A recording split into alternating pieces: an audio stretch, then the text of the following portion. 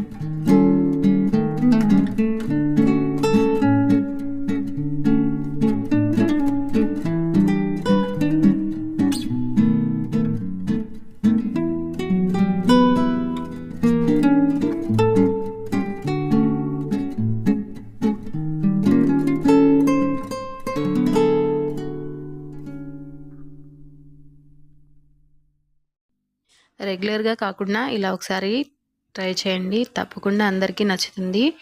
Video నచ్చితే కనుక like చేసి వీడియోపై మీ అభిప్రాయాన్ని తప్పకుండా కామెంట్ చేయండి. మరెన్నో వీడియోస్ కోసం మా ఛానల్ని సబ్స్క్రైబ్ చేసుకోండి.